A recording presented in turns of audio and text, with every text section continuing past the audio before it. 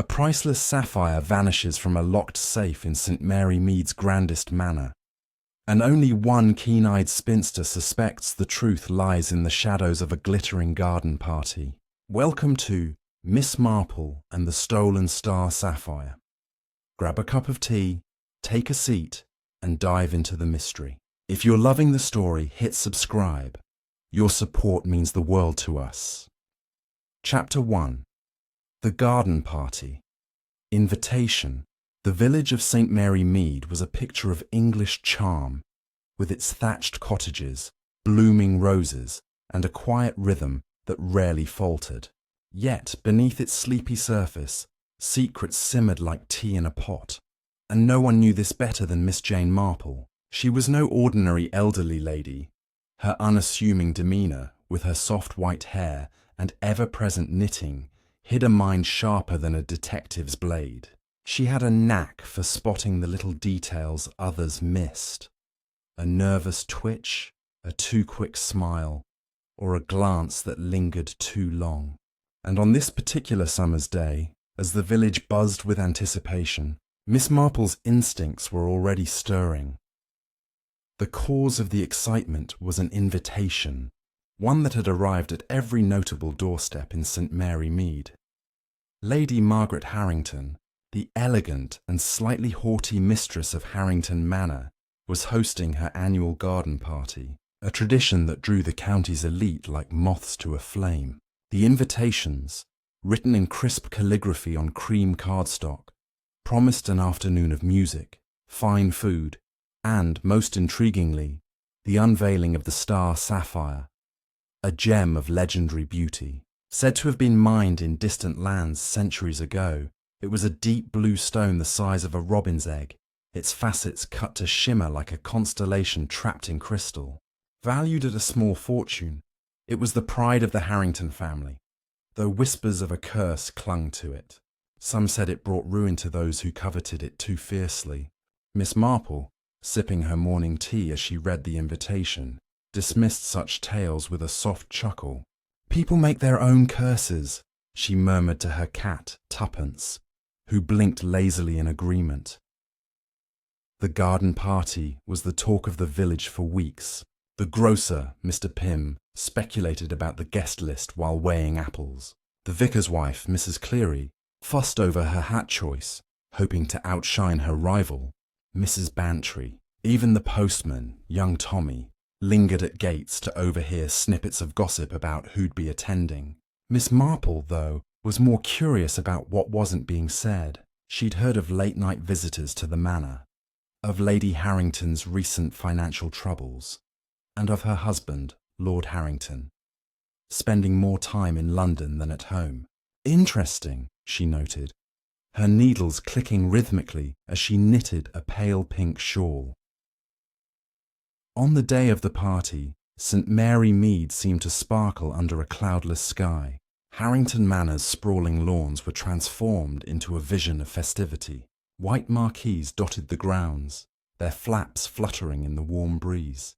Long tables groaned under the weight of crystal glasses, silver platters of scones, and bowls of strawberries and cream. A string quartet played softly, their notes mingling with the hum of conversation.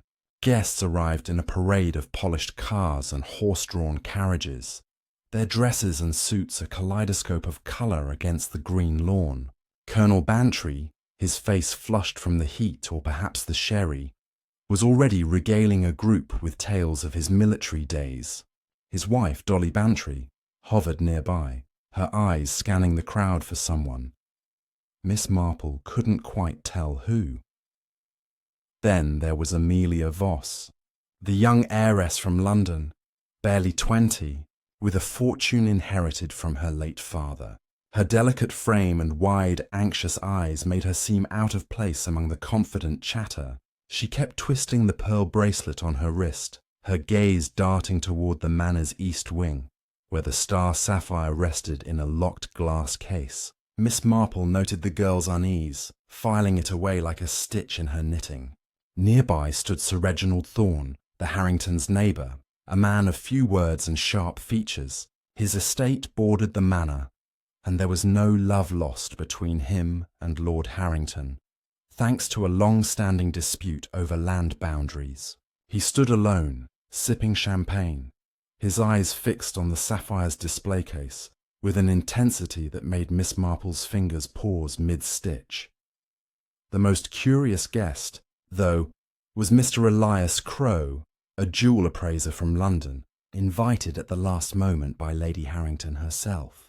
He was a tall man with slicked-back hair and a smile that seemed polished to a gleam. He moved through the crowd with ease, asking questions about the Sapphire, its history, its cut, its security. "Just professional curiosity," he said when anyone raised an eyebrow. But Miss Marple caught the way his fingers tapped his pocket, as if checking for something hidden. She didn't trust men who smiled that much. As the afternoon wore on, the guests gathered for the grand unveiling. Lady Harrington, resplendent in a lavender gown, stood beside the display case, her husband at her side, looking distracted. With a flourish, she lifted the velvet cloth, and the crowd gasped. The star sapphire gleamed under the sunlight, its blue depths pulling every eye. "A treasure beyond measure," Lady Harrington declared, her voice proud but strained. Miss Marple, seated at the edge of the crowd, watched not the gem but the faces around it. Amelia's trembling lips, Sir Reginald's clenched jaw, Mr. Crowe's too calm stare, and even Colonel Bantry's sudden silence. Something was brewing. She could feel it, like a storm gathering beyond the horizon. By evening the party was in full swing, with laughter and music spilling across the lawn.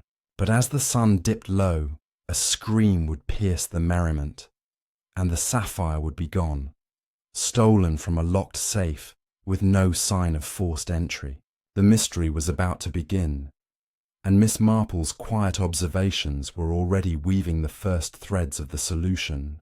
But that moment is yet to come, waiting in the shadows of our next chapter. Chapter 2. The scream in the twilight. The sun had just dipped below the horizon, painting the sky over Harrington Manor in hues of orange and violet. The garden party was at its peak, with guests twirling to the quartet's final notes, and lanterns casting a warm glow across the lawn. Miss Jane Marple sat quietly, her knitting folded in her lap, her eyes scanning the crowd like a hawk watching a field. The star sapphire's unveiling had left everyone in awe, but now the display case stood empty, the gem safely locked in the manor's study safe, or so everyone believed. The air was thick with chatter, but Miss Marple sensed an undercurrent, a tension that no amount of champagne could mask. Suddenly, a piercing scream shattered the evening's charm. It came from the manor, sharp and desperate, cutting through the music like a knife. The quartet faltered, their bows slipping off strings. Guests froze, glasses halfway to lips, as heads turned toward the stone facade of Harrington Manor.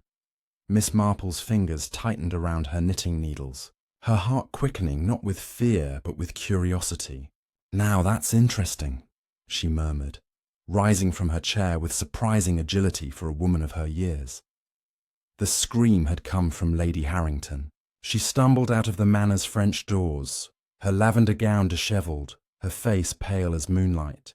"It's gone," she cried, clutching the doorframe for support. "The star sapphire, it's been stolen." A gasp rippled through the crowd, followed by a clamour of voices. Lord Harrington, his tie askew, appeared behind her, his expression a mix of shock and irritation. "Impossible," he barked, but his voice lacked conviction. The guests surged toward the manor, drawn by the drama, their whispers buzzing like bees.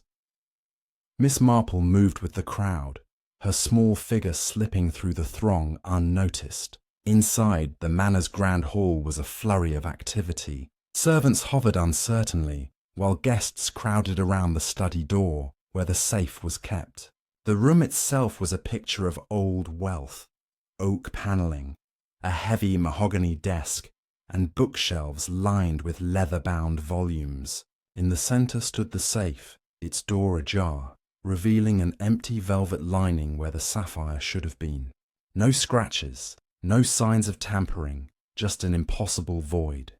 Inspector Craddock, The local police officer arrived swiftly, his notebook already open. A young man with a serious face. He was known to Miss Marple from past village incidents. "Everyone, please stay back," he ordered, his voice firm but strained. He knelt by the safe, examining it with a frown. "No forced entry," he muttered, almost to himself. "The lock's intact. Whoever did this knew the combination, or had a key." Lady Harrington, now seated on a chaise longue with a glass of brandy, shook her head. "Only my husband and I know the combination," she said, her voice trembling, "and the safe was locked after the unveiling. I checked it myself." Miss Marple lingered near the doorway, her eyes darting from face to face. Amelia Voss stood at the edge of the group, her hands clasped so tightly her knuckles were white. She seemed on the verge of tears, but her eyes flickered toward the hall as if she wanted to flee. Sir Reginald Thorne leaned against a bookcase, his arms crossed, his face unreadable, but his posture tense. Mr. Elias Crowe, the jewel appraiser, was oddly calm, offering suggestions to Inspector Craddock about possible methods of theft. Almost too knowledgeable, Miss Marple thought. Colonel Bantry, meanwhile, was loud in his indignation, insisting the thief must be an outsider. "No one from St. Mary Mead would dare," he blustered, though his wife, Dolly, shushed him with a nervous glance. The inspector began questioning the guests, starting with the Harringtons. Lord Harrington admitted he'd been in the garden most of the evening, mingling with guests, though Miss Marple recalled seeing him slip into the manor briefly just before the music changed. Lady Harrington insisted she'd only left the study for a moment to greet late arrivals. The servants, too, were questioned. A flustered maid named Elsie swore she'd seen no one near the study, though her eyes darted to the floor as she spoke. Miss Marple made a mental note of that. As the questioning continued, Miss Marple stepped closer to the safe, her sharp eyes scanning its surroundings. A faint smudge on the desk caught her attention, a trace of powder, like talc or chalk, barely noticeable. She also spotted a single rose petal, deep red, lying near the safe's base, out of place in a room with no flowers. Tucking these details away, she moved back to the crowd, her mind already spinning threads of possibility. People are careless, she thought, and carelessness betrays them. The guests were growing restless, some demanding to leave, others whispering theories. Was it a professional thief, slipping in during the party's chaos, or someone closer, exploiting trust? Inspector Craddock announced that no one could leave until initial statements were taken, which sparked murmurs of protest. Miss Marple, however, was content to stay, her curiosity fully engaged. She caught Amelia Voss stealing a glance at Mr. Crowe, who gave her a barely perceptible nod. "Now what does that mean?" Miss Marple wondered, her lips pursing slightly. As the evening stretched into night, the manor's festive glow faded, replaced by suspicion. The thief was clever, leaving no obvious clues, but Miss Marple knew better than to trust appearances. The rose petal, the powder, the fleeting glances, they were pieces of a puzzle, and she was determined to fit them together. For now, though, the mystery deepened, like shadows lengthening in the twilight.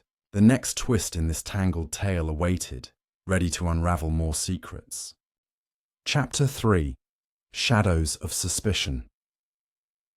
The grand hall of Harrington Manor felt colder now, the warmth of the garden party replaced by a tense hush as Inspector Craddock's investigation pressed on. Lanterns flickered, casting long shadows that danced across the polished floors, mirroring the unease among the guests. Miss Jane Marple stood quietly near a velvet-curtained window, her small frame almost invisible in the crowd's agitation.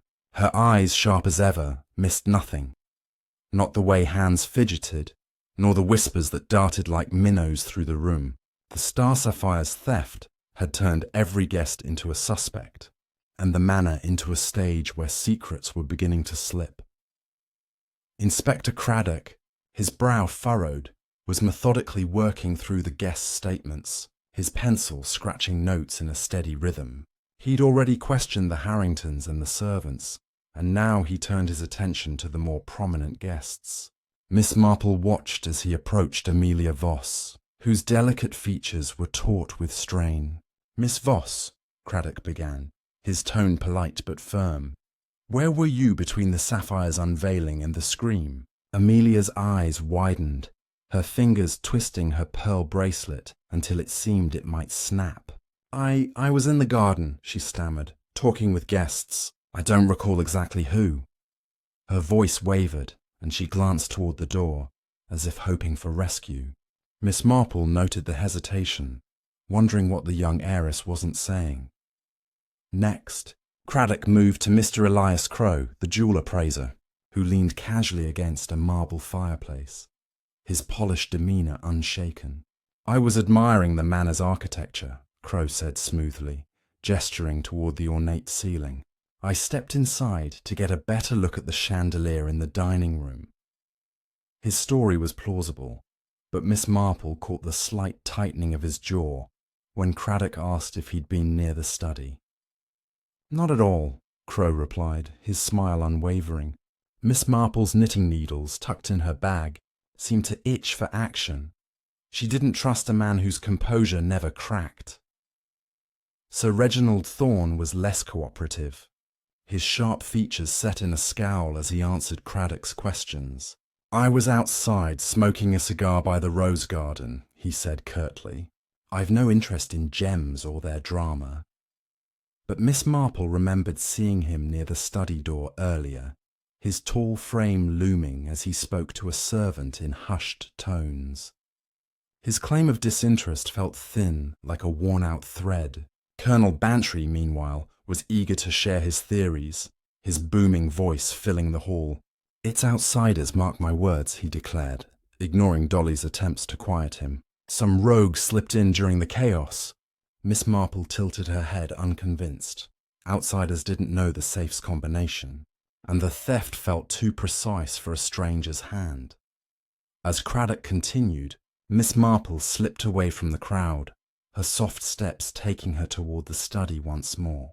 The room was quieter now, the safe still open, its emptiness a silent accusation. She bent down, her eyes catching the faint smudge of powder on the desk again, and the lone rose petal, its deep red stalk against the wood. Kneeling carefully, she noticed something new, a tiny thread, blue and silken, caught in the carpet's fringe near the safe. It wasn't from Lady Harrington's lavender gown or any servant's uniform.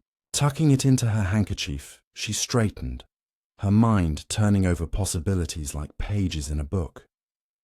Back in the hall, the guests were growing restless, their polite facades fraying. Amelia Voss had retreated to a corner, whispering urgently with Dolly Bantry, whose usual cheer was replaced by a furrowed brow. Sir Reginald stood apart, his eyes flicking toward the manor's entrance, as if calculating an escape. Mr. Crowe, meanwhile, was offering Craddock a detailed lecture on safe mechanisms, his expertise bordering on theatrical. Miss Marple wondered if he was deflecting or simply enjoying the spotlight. Even the servants seemed on edge. Elsie, the maid, was hovering near the kitchen door, her apron twisted in her hands. A sudden commotion drew everyone's attention. Lord Harrington, who had been pacing near the staircase, stopped abruptly, his face ashen. "The key," he muttered, patting his pockets. "The spare key to the safe. It's gone." A murmur swept through the room. Lady Harrington gasped, her brandy glass nearly slipping. "You had it?" she demanded. Lord Harrington nodded grimly. "I kept it in my study drawer, but I checked just now. It's missing." Craddock's eyes narrowed, and he jotted a note. "When did you last see it?" he asked. Lord Harrington hesitated, then admitted, "This morning, before the party began."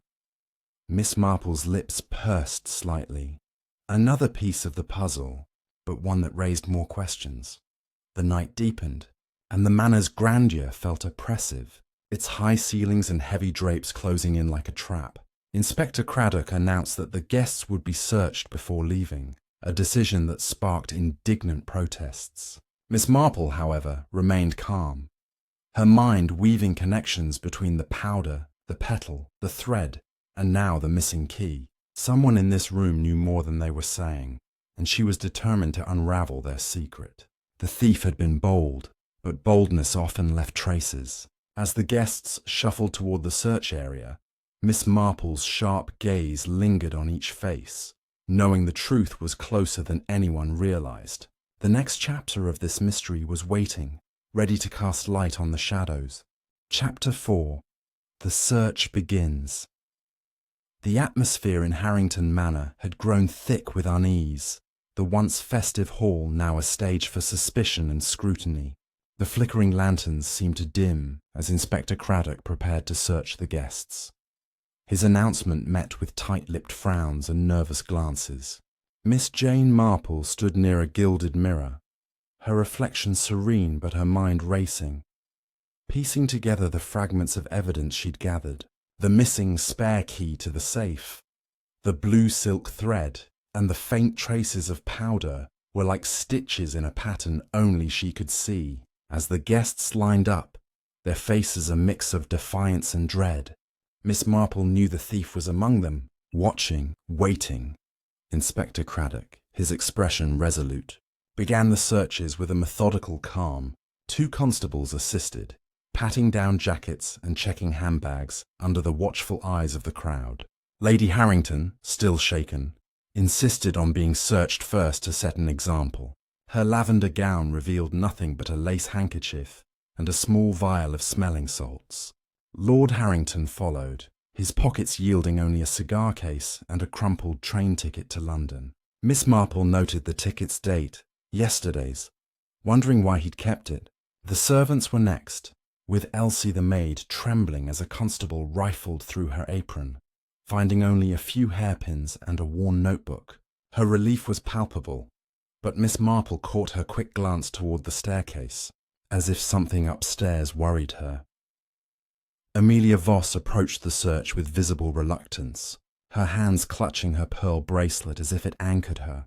The constable found nothing in her small purse but a compact mirror and a folded letter, its seal broken. Amelia snatched it back quickly, her cheeks flushing. Miss Marple tilted her head, intrigued. Letters often held secrets, and Amelia's haste suggested this one did too. Sir Reginald Thorne submitted to the search with a scowl, his cigar-scented coat revealing only a pocket watch and a monogrammed lighter. His impatience was clear, but Miss Marple noticed his fingers linger on the lighter, as if it held more than sentimental value. Mr. Elias Crowe, the jewel appraiser, was the picture of cooperation, emptying his pockets with a flourish. A notebook, a pen and a small magnifying glass emerged. Tools of his trade, he explained with a charming smile. But Miss Marple's eyes narrowed at the notebook's worn edges, wondering what notes he'd taken during the party. Colonel Bantry grumbled through his search, his bluster fading when nothing but a flask and a crumpled handkerchief was found. Dolly Bantry, beside him, clutched her shawl tightly, her search revealing only a fan and a vial of perfume. Yet Miss Marple caught Dolly's quick glance at Amelia, a flicker of concern passing between them.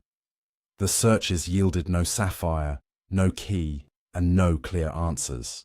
The guests, cleared for now, milled about the hall, their whispers growing sharper. Inspector Craddock, rubbing his temple, conferred with his constables near the study door. "The thief may have hidden it," he said, loud enough for Miss Marple to hear. "We'll need to search the manor. Grounds, rooms, everything." A murmur of protest rose, but Craddock held up a hand. "No one leaves until we're done. This is a crime scene now." The weight of his words settled over the room, and Miss Marple felt the tension tighten like a knot. Slipping away from the crowd, Miss Marple wandered toward the manor's east wing, where the study lay. The hall was quieter here, the echoes of the party faint. She paused by a window overlooking the rose garden, where Sir Reginald had claimed to be smoking. The ground below was soft from recent rain, yet she saw no footprints or cigar stubs. Odd for a man who'd lingered there, she thought. Moving on, she passed a small side table, its drawer slightly ajar. Inside, she spotted a crumpled glove, its blue silk matching the thread she'd found near the safe. Tucking it into her handkerchief, she added another piece to her mental tapestry. Back in the hall, the guests were being divided into groups for the manor search. Craddock assigned constables to check the upper rooms, while he and Lord Harrington would scour the ground floor. Miss Marple volunteered to join the garden search, her mild demeanour masking her intent to observe the guests' reactions. As they stepped outside, the night air was cool, the lanterns casting long shadows across the lawn. Amelia Voss stayed close to Dolly Bantry, their heads bent together in quiet conversation.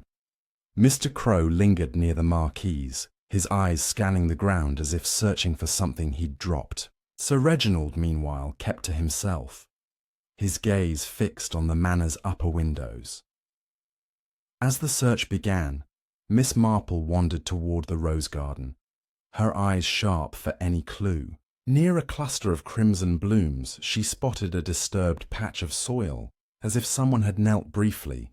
Kneeling herself, she brushed the dirt aside, revealing a small glinting object, a cufflink engraved with an ornate T.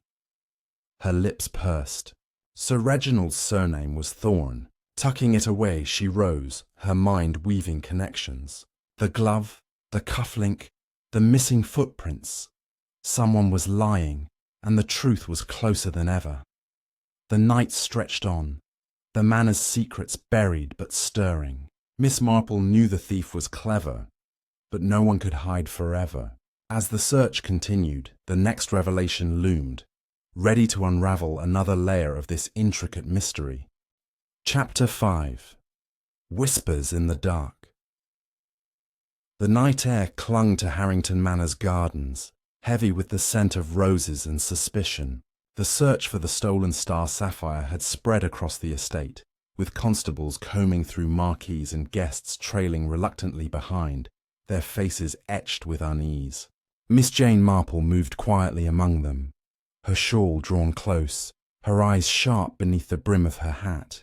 The blue silk glove and the cufflink marked with a T rested in her handbag, silent clues that whispered of deceit. The manor's grandeur felt like a facade now, its shadows hiding truths that Miss Marple was determined to uncover. Inspector Craddock had organised the search with precision, sending groups to check the stables, the greenhouse, and the winding paths of the garden. Miss Marple stayed with the group scouring the rose garden, where the cufflink had caught her eye. The lanterns cast a soft glow, turning the crimson blooms into pools of dark velvet. She watched the guests closely, noting their movements. Amelia Voss clung to Dolly Bantry's arm, her face pale, her eyes darting toward the manor as if it held something she feared. Mr. Elias Crow moved with a studied ease, pausing to examine a trellis as if it fascinated him, though Miss Marple suspected he was watching the others. Sir Reginald Thorne lagged behind, his hands in his pockets, his expression one of barely concealed irritation. As the group moved deeper into the garden, Miss Marple lingered near the disturbed patch of soil where she'd found the cufflink. She knelt again, her fingers brushing the earth, and noticed something new, a faint impression, like the edge of a shoe, pressed into the damp ground. It was small, too delicate for a man's boot, and pointed toward the manor's side entrance. She glanced up, catching Elsie the maid, hovering nearby, her apron twisted in her hands. "Lost something, dear?" Miss Marple asked gently. Elsie started, shaking her head too quickly. "No, miss, just helping with the search," she mumbled, hurrying off. Miss Marple's lips pursed. She'd seen that nervous look before, in villagers hiding small but telling secrets. The search yielded little. A constable found a dropped earring near the marquees, but it belonged to Dolly Bantry, who flushed as she claimed it. Another reported a broken wineglass under a table, but nothing tied to the sapphire or the missing key. Frustration hung over the group and whispers grew sharper. "It's hopeless," Colonel Bantry muttered, loud enough for all to hear. "The thief's long gone by now." Miss Marple disagreed silently.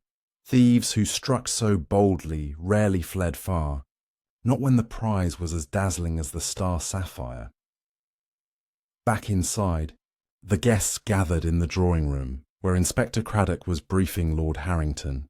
"We've covered the grounds," Craddock said, his voice tired but firm. "Now we'll search the upper rooms, bedrooms, guest quarters, all of it." Lady Harrington, seated with a shawl around her shoulders, looked stricken. "Our private rooms?" she asked, her voice sharp. Craddock nodded. "No exceptions, my lady. The Sapphire could be anywhere." A murmur of discontent rippled through the room, but Miss Marple's attention was elsewhere.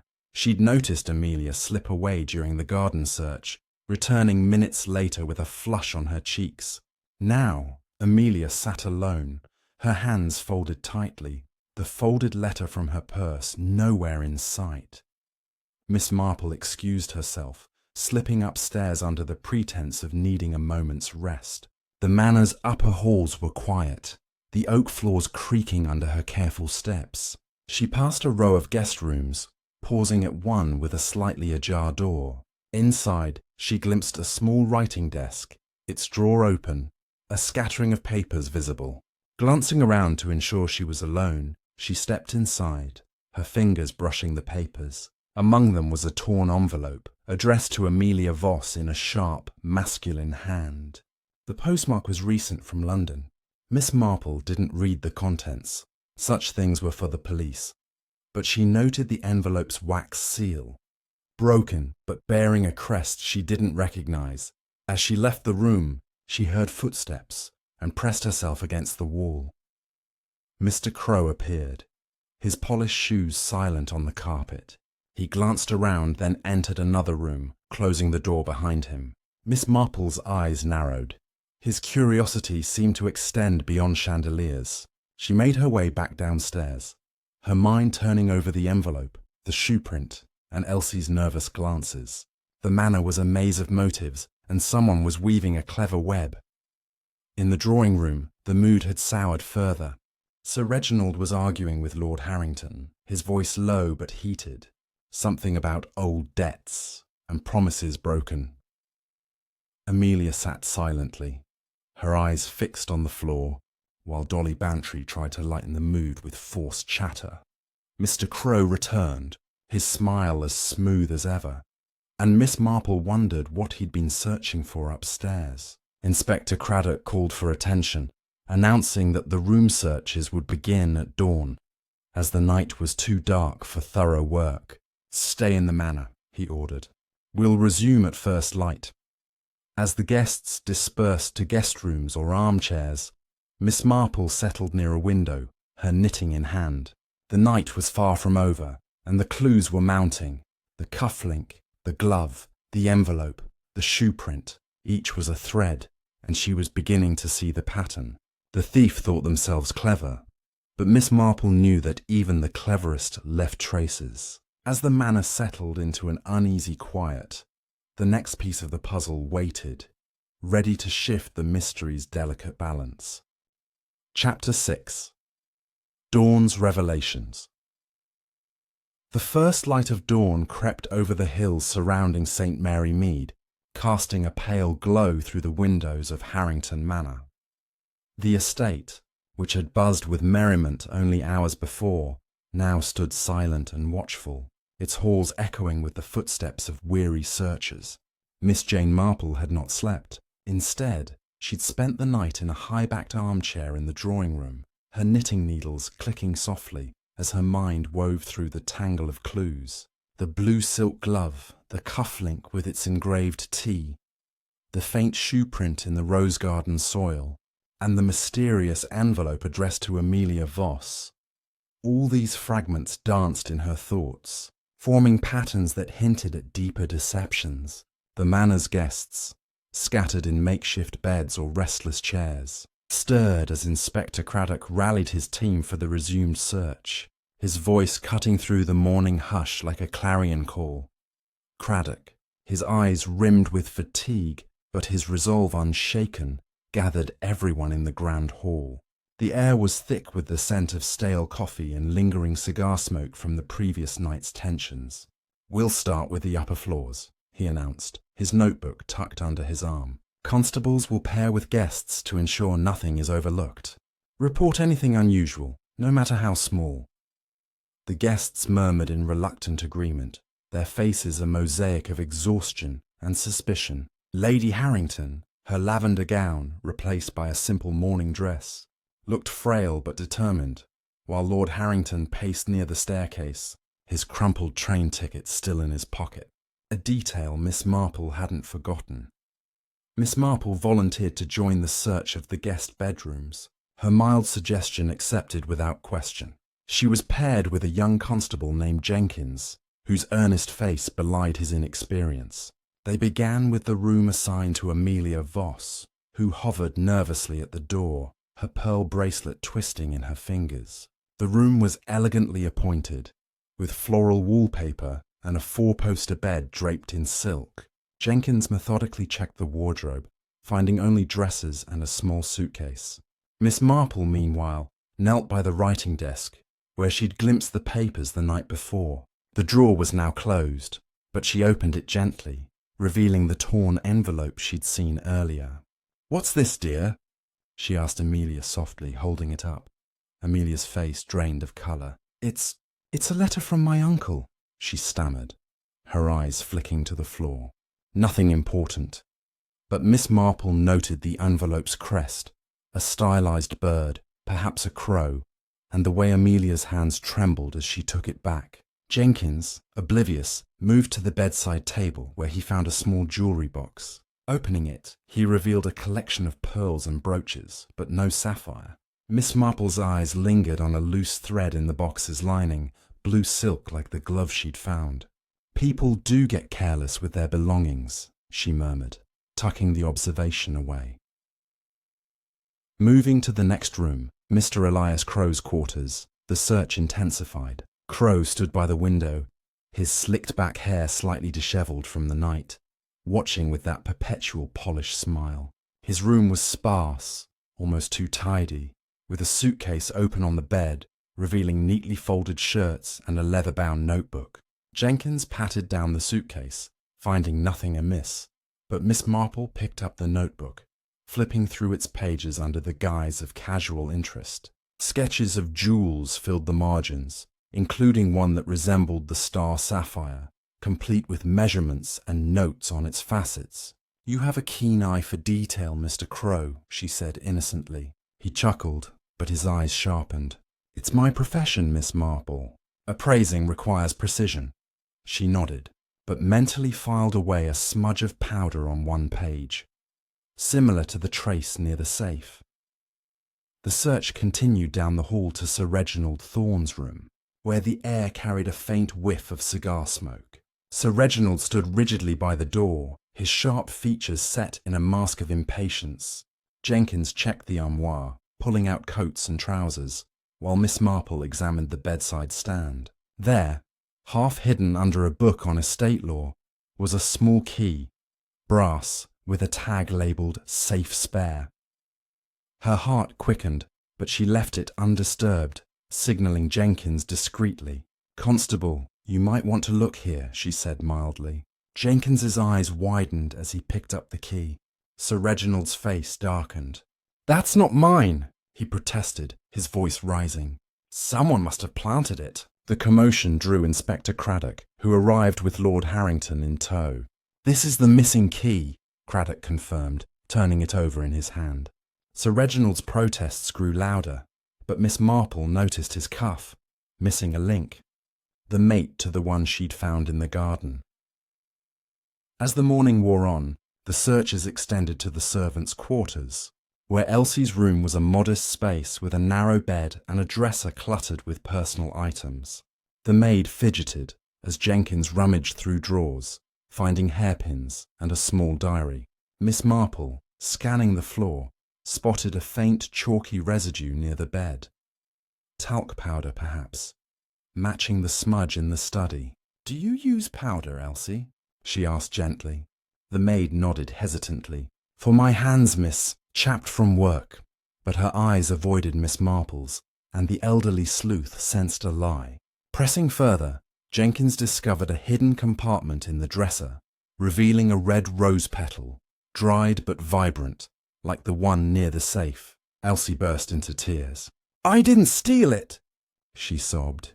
I was just delivering a message. The revelations mounted, pulling the group back to the drawing room for questioning. Inspector Craddock, now invigorated by the fines, interrogated Sir Reginald first. "The key in your room, the missing cufflink in the garden, explain," he demanded. Sir Reginald shifted uncomfortably, admitting to a grudge against Lord Harrington over a land dispute. "I argued with him last night, yes, but I didn't steal the gem. That key isn't mine." Miss Marple, listening quietly, recalled the shoe print, too small for Sir Reginald's feet. Her gaze shifted to Amelia, who sat with Dolly Bantry, her face buried in her hands. Crow was next, his notebook sketches scrutinized. "These are standard appraisals," he insisted, but Craddock pressed on the powder smudge. "It's from handling gems, nothing more." Miss Marple wondered about the crow crest on Amelia's envelope. Could it link to Crow's name? Elsie, still tearful, confessed to carrying notes between guests, including one from Amelia to Crow. "They met in the garden," she whispered. Amelia gasped, her secret exposed. "It's not what you think," she cried. "Mr. Crow he's my fiancé. We kept it hidden because of family objections." The room fell silent, the air thick with surprise. But Miss Marple's mind raced ahead. The glove, the thread, the powder. They pointed not to one thief, but perhaps a collaboration. As Craddock pieced together alibis, she slipped out to the rose garden once more, examining the disturbed soil under daylight. There, buried shallowly, was a small pouch, empty but lined with blue silk, traces of powder inside. Her lips pursed. The sapphire had been here, briefly hidden before being moved. Returning inside, she caught Dolly Bantry slipping a note to Colonel Bantry, her face anxious. The web was tightening, motives intertwining like vines. The morning's light had revealed much, but shadows lingered. Miss Marple knew the truth was near, buried in these connections. As the interrogations continued, the next twist beckoned, promising to illuminate the heart of the mystery. Chapter 7. Tangled Lies and Hidden Truths. The morning sun climbed higher over Harrington Manor, its rays slicing through the heavy curtains of the drawing room, where the air was thick with the weight of revelations. The discovery of the spare key, the rose petal, the blue silk pouch, and Amelia Voss's secret engagement had turned the once gleeful garden party into a labyrinth of motives and mistrust. Miss Jane Marple sat in a corner, her knitting needles idle for once, her sharp eyes darting from face to face as Inspector Craddock pressed forward with his interrogations. The guests, now weary and defensive, shifted in their seats, their secrets unravelling like loose threads under the inspector's scrutiny. Miss Marple knew the thief, or thieves, were close to slipping, and she was ready to catch them. Inspector Craddock stood at the centre of the room, his notebook worn from constant use.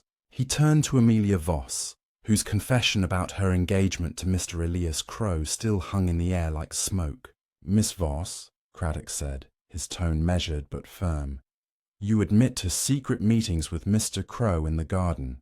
Did these involve plans to take the sapphire?" Amelia's eyes widened, her hands clutching her chair's armrests. "No," she gasped. "We only met to discuss our future. My family disapproves of Elias because he's not wealthy. We've done nothing wrong." Her voice cracked, and she looked to Crow for support. He stepped forward, his polished demeanour fraying slightly. "Inspector, I'm a jewel appraiser, not a thief," he said smoothly. "My interest in the sapphire was professional, nothing more." But Miss Marple noted the way his hand lingered near his pocket, as if guarding something. Craddock wasn't convinced. He held up Crow's notebook, open to the sketch of the star sapphire. "This is awfully detailed for a casual appraisal," he said, tapping the page. "And this powder, similar to what we found near the safe. Care to explain?" Crow's smile tightened. "As I said, I handle gems. Powder is common in my work, talc for cleaning or testing stones." Miss Marple tilted her head, recalling the chalky residue in Elsie's room and the pouch in the garden. Talc was plausible, but its presence in so many places felt deliberate, like a trail left to mislead. Craddock wasn't convinced. He held up Crow's notebook, open to the sketch of the star sapphire. "This is awfully detailed for a casual appraisal," he said, tapping the page. "And this powder, similar to what we found near the safe. Care to explain?" Crow's smile tightened. "As I said, I handle gems. Powder is common in my work, talc for cleaning or testing stones." Miss Marple tilted her head, recalling the chalky residue in Elsie's room and the pouch in the garden. Talc was plausible, but its presence in so many places felt deliberate, like a trail left to mislead. Sir Reginald Thorne, seated near the fireplace, bristled at the mention of his name. "Nonsense!" he snapped, his sharp features hardening. "I was in the garden, yes, but I wasn't skulking about. And that key in my room, someone placed it there to frame me." His voice rose, drawing glances from the other guests. Lord Harrington, standing by the window, shot him a cold look.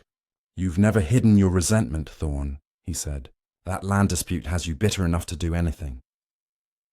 The room tensed, old grudges surfacing like stones in a tide. Miss Marple watched silently, noting the way Sir Reginald's hand clenched. His missing cufflink now a glaring clue. Dolly Bantry, who had been unusually quiet, suddenly spoke up, her voice nervous but determined. "Inspector, I think we're missing something. What if the thief worked with someone inside the manor? Someone who knew the safe's combination?" Her eyes darted to Lord Harrington, then away. The room fell silent, the accusation hanging heavy. Lord Harrington's face reddened. "Are you suggesting I stole my own sapphire?" he demanded. Dolly flushed but held her ground. "I'm only saying it's odd. Only you and Lady Harrington knew the combination, yet the safe wasn't forced." Miss Marple's lips pursed. Dolly's boldness was unexpected, but her glance at Amelia earlier suggested she knew more than she let on.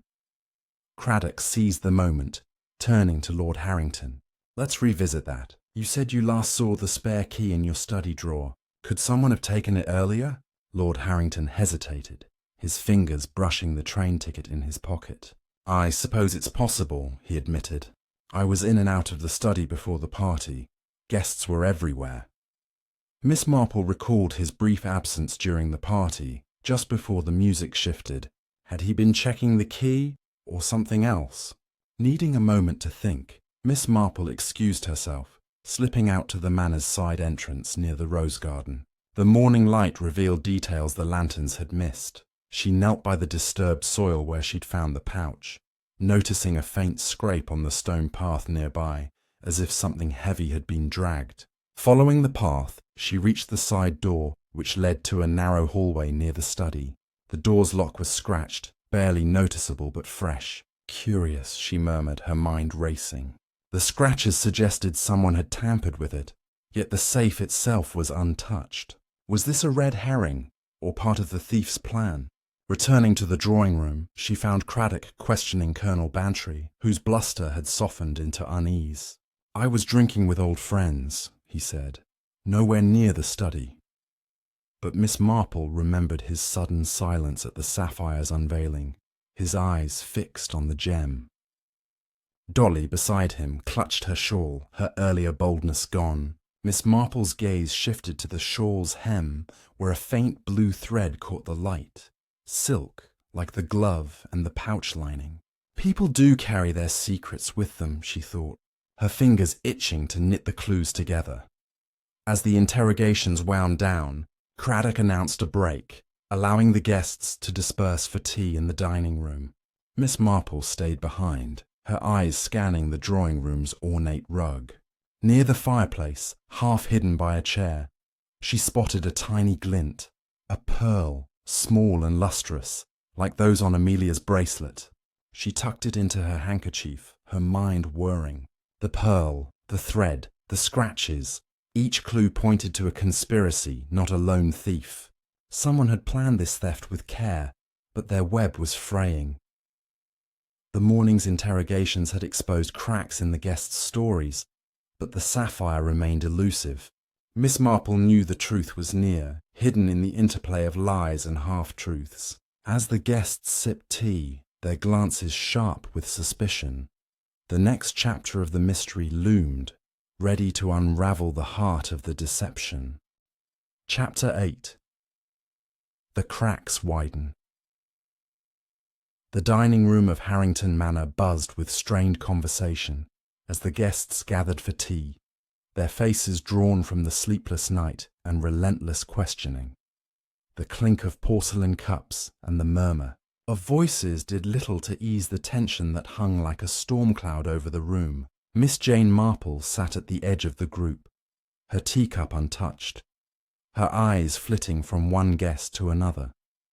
The pearl from Amelia's bracelet, the blue silk thread on Dolly Bantry's shawl, the scratched lock on the side door.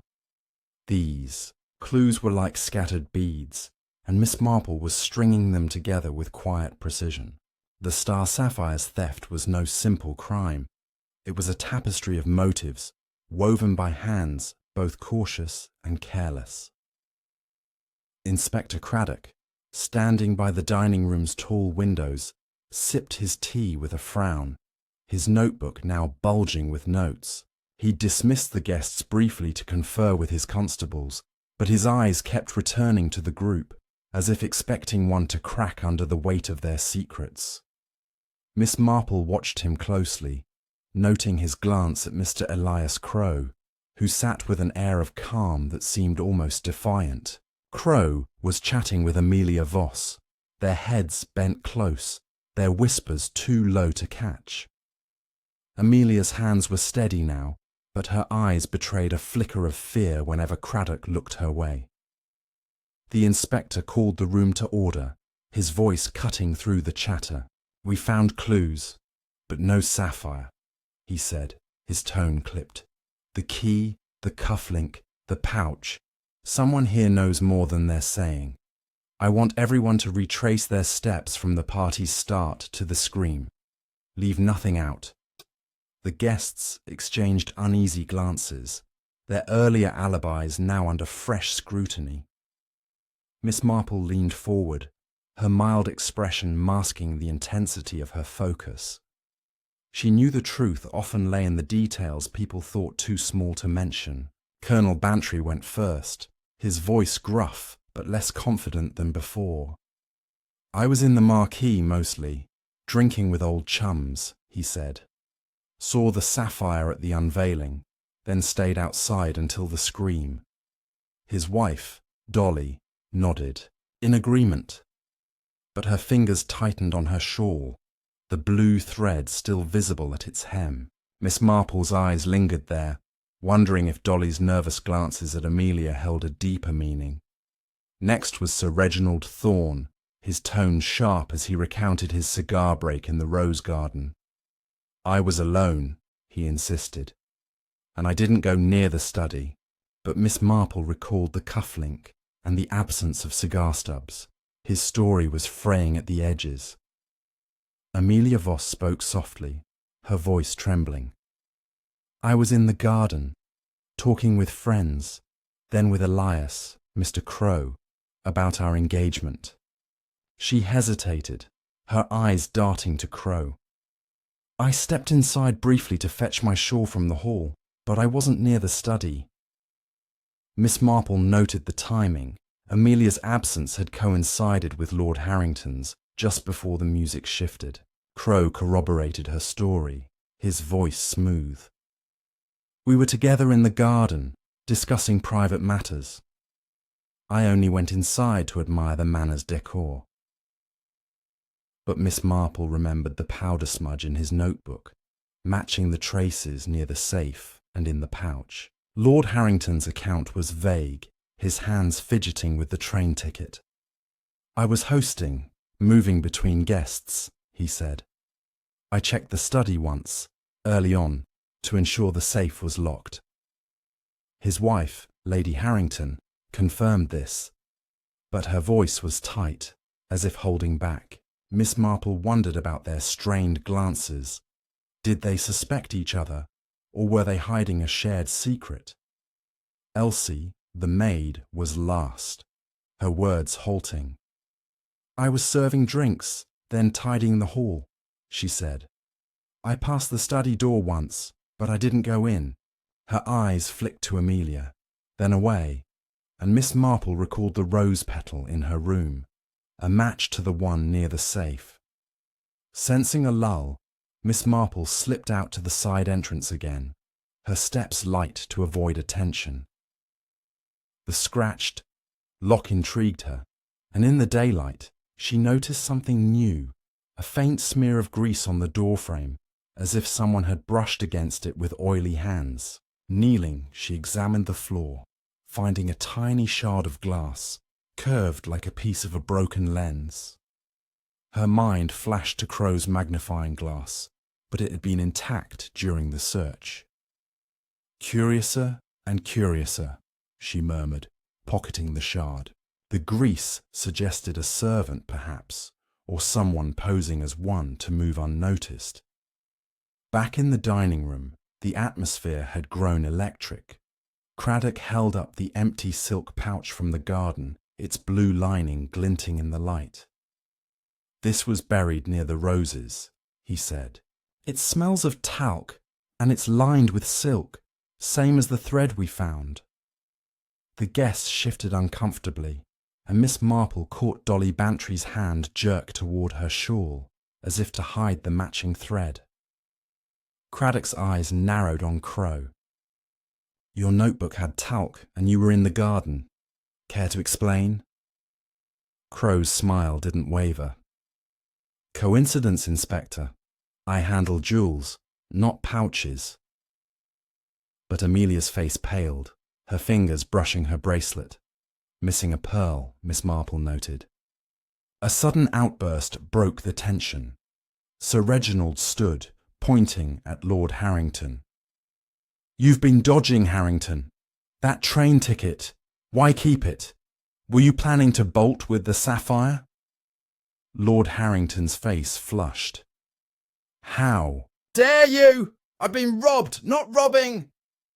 The room erupted in murmurs, and Craddock called for order. Miss Marple, silent, watched Dolly slip a note to Colonel Bantry, her hands shaking. The note vanished into his pocket, but Miss Marple's sharp eyes caught a glimpse of blue ink and a bird-like crest like the one on Amelia's envelope. The clues were piling up, each a knot in the web of deceit. The grease, the glass shard, the note's crest. They pointed to a plan more intricate than a single thief.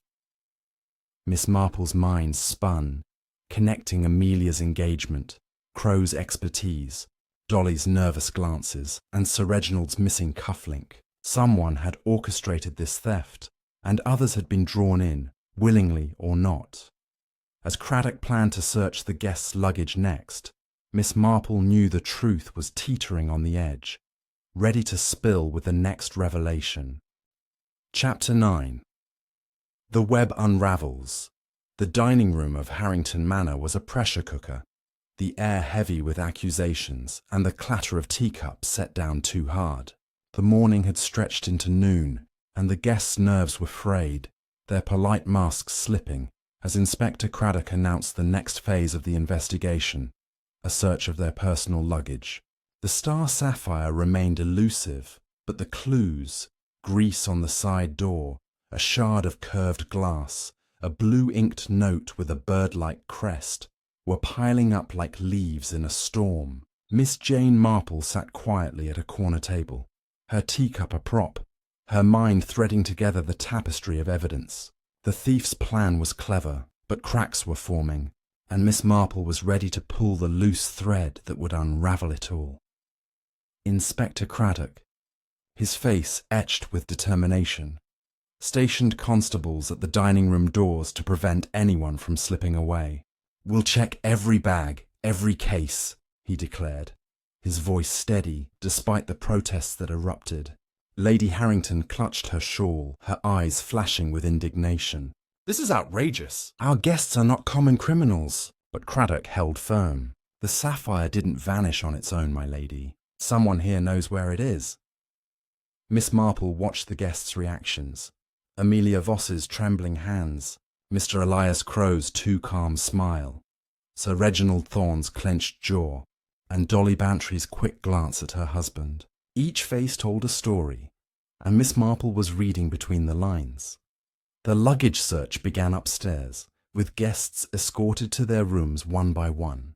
Miss Marple joined the group, her presence unassuming but her eyes sharp. First was Colonel Bantry's suitcase, a battered leather case stuffed with shirts and a spare pair of boots. The constable found a crumpled note tucked in a sock, its blue ink and bird-like crest matching the one Miss Marple had glimpsed Dolly pass to him. Craddock unfolded it, his brow furrowing. "Meet me at midnight, Rose Garden," he read aloud, glancing at Dolly. "Care to explain, Mrs. Bantry?" Dolly's face flushed crimson. It's a misunderstanding," she stammered. "I was arranging a surprise for my husband. Nothing to do with the theft." Colonel Bantry looked baffled, but Miss Marple noted the lie in Dolly's eyes, as clear as a dropped stitch. Next was Amelia Voss's room, where her small suitcase held delicate dresses and a velvet jewellery pouch. The constable shook it out, revealing a locket with a miniature portrait of a man resembling Crow. Amelia's eyes filled with tears. "It's private," she whispered, but Craddock pressed her. "Your secret meetings with Mr. Crow, are they connected to the Sapphire?" Amelia shook her head vehemently. "No, we only wanted to be together." But Miss Marple's gaze lingered on the pouch's lining. Blue silk, with a faint trace of talc powder. It was too similar to the garden pouch to be coincidence. Mr. Crow's luggage was next, his sleek suitcase as polished as his demeanour. Inside were appraisal tools, a spare magnifying glass, and a folded newspaper from London, dated 2 days prior. Tucked inside the paper was a receipt for a jeweller's loupe, purchased the day before the party. Craddock held it up. "Another lens, Mr. Crow? What happened to the first one?" Crow's smile didn't falter. "I often carry spares. Tools break." But Miss Marple recalled the glass shard near the side door, its curve matching a broken loop. She made a mental note, her suspicions about Crow deepening. Sir Reginald Thorne's bag held little: a spare suit, a flask, and a bundle of letters tied with string. One letter, half opened, mentioned a debt owed to Lord Harrington, its tone threatening. Sir Reginald snatched it back, his face dark. "Private business," he growled. Craddock's eyes narrowed. Business that might involve stealing a sapphire to settle a score. Sir Reginald's silence was deafening, and Miss Marple wondered if his anger had driven him to more than harsh words. The servant's belongings were last. Elsie's small trunk held threadbare clothes and a diary, its pages filled with mundane notes about chores. But one entry caught Miss Marple's eye. "Delivered note to AV from EC, saw S, RT by side door." The initials were clear: Amelia Voss, Elias Crow, Sir Reginald Thorne. Elsie, trembling under Craddock's gaze, admitted to passing notes, but swore she knew nothing of the theft. "I only did what I was told," she whispered, her eyes darting to Amelia. Miss Marple's mind whirred. Elsie was a pawn, but whose? As the search concluded, Craddock gathered everyone in the drawing room, the air thick with tension. He laid out the clues on a table: the key, the cufflink, the pouch, the note, the receipt, and now the diary. "Someone, or several someones, planned this theft," he said. "The talc, the silk, the notes, they connect you all." He pointed to Crow, Amelia, Sir Reginald, and Dolly. "Who's ready to talk?" The room went silent, eyes avoiding eyes, until Dolly Bantry stood, her voice shaking. I saw something," she said, "in the garden before the scream. Amelia and Mr. Crow were arguing, not about love, but money. I heard Sapphire mentioned." Amelia gasped, her face crumpling. "That's not true." "Dolly, why would you say that?" Crow stepped forward, his calm cracking. "She's lying, Inspector. Dolly's deflecting. Ask her about that note to her husband." Colonel Bantry looked stunned, his hand reaching for his pocket. Miss Marple's eyes flicked to Dolly's shawl, the blue thread now a glaring clue. Had Dolly been more than a bystander? Craddock turned to Miss Marple, who'd been silent. Miss Marple, you've been watching. Any thoughts? She smiled faintly, her voice soft. People often hide what they fear to lose, Inspector. The Sapphire's close. I'd look where secrets are kept closest. Her words were vague, but her gaze lingered on Amelia's locket, Dolly's shawl, and Crow's suitcase. The web was unravelling, each clue pulling the truth closer. As Craddock planned a final confrontation, Miss Marple knew the next moment would lay bare the thief's heart, exposing the tangled lies for all to see. Chapter 10. The Sapphire's Secret. The drawing room of Harrington Manor was a cauldron of tension, the afternoon sun casting long shadows that seemed to mirror the tangled web of deceit. The table before Inspector Craddock was strewn with clues. The blue silk pouch, the engraved cufflink, the broken glass shard, the grease-smeared doorframe, the blue-inked note with a bird-like crest, and Elsie's diary. The guests sat in a strained semicircle, their faces pale, their eyes darting as accusations hung unspoken. Miss Jane Marple, seated quietly with her knitting folded in her lap, had woven the clues into a clear pattern. The Star Sapphire's theft was no simple act of greed. It was a conspiracy born of desperation, and now, as Craddock prepared his final questions, Miss Marple was ready to unravel the truth.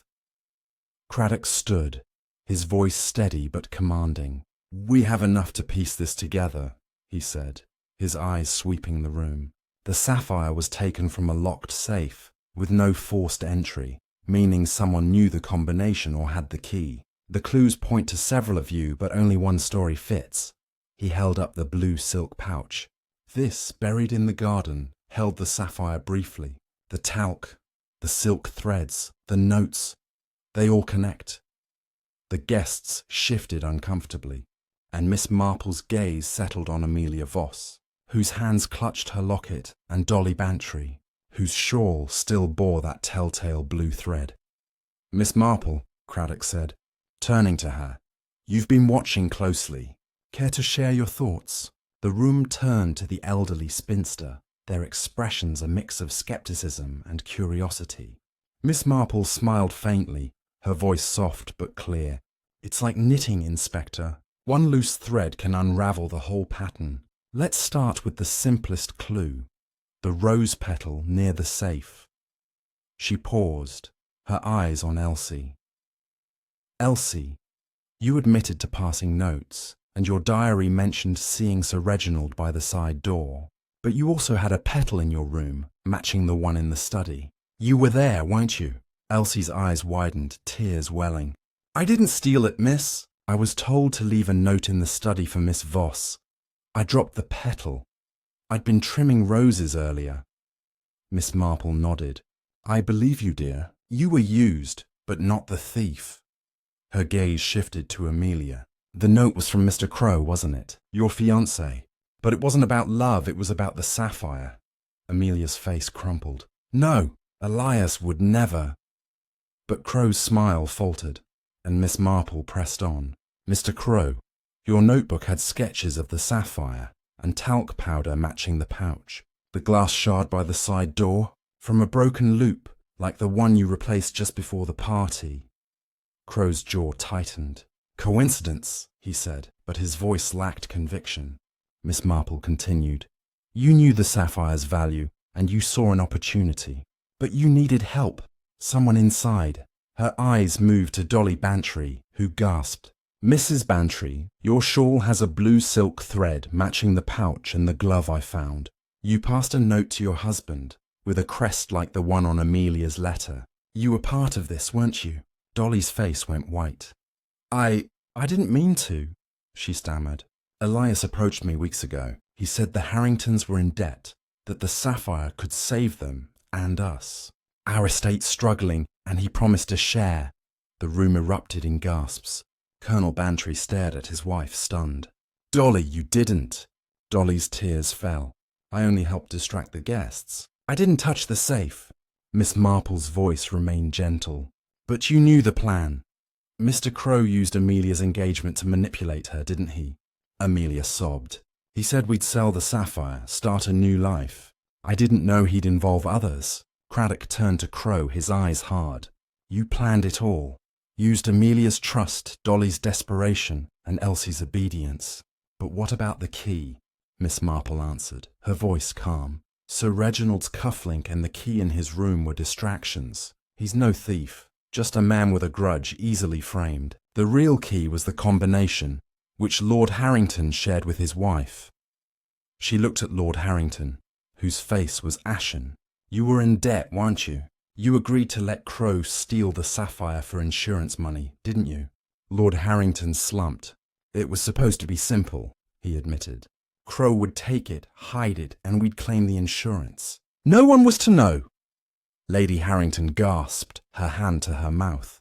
You planned this? Miss Marple nodded. The grease on the doorframe was from a servant's cart, used to move the Sapphire to the garden pouch, where Crow hid it briefly before retrieving it. Craddock stepped forward. Where's the Sapphire now, Crow? Crow's calm shattered, his hand diving into his pocket. He pulled out a small velvet bag, but before he could bolt, a constable grabbed him. Inside the bag, the star sapphire gleamed, its blue depths catching the light. The room exhaled, the mystery solved. Amelia collapsed in tears, Dolly clung to her husband, and Sir Reginald muttered about justice. Elsie, relieved, sank into a chair. Miss Marple rose, her knitting in hand. People's weaknesses make them predictable, she said softly. Greed, love, desperation, they're all threads in the same cloth. Craddock nodded, cuffing Crow. Thanks to you, Miss Marple, we've got our thief and accomplices. As the guests dispersed, the manor's shadows seemed to lift, the Sapphire's curse nothing more than human folly. The mystery of the St. Mary Mead theft was over, but its echoes would linger. Miss Marple slipped out, her work done, ready for the next puzzle life might bring. If you've enjoyed this tale, grab a cup of tea and hit that subscribe button. Your support means the world to us. Share your thoughts in the comments below, and let's unravel more mysteries together.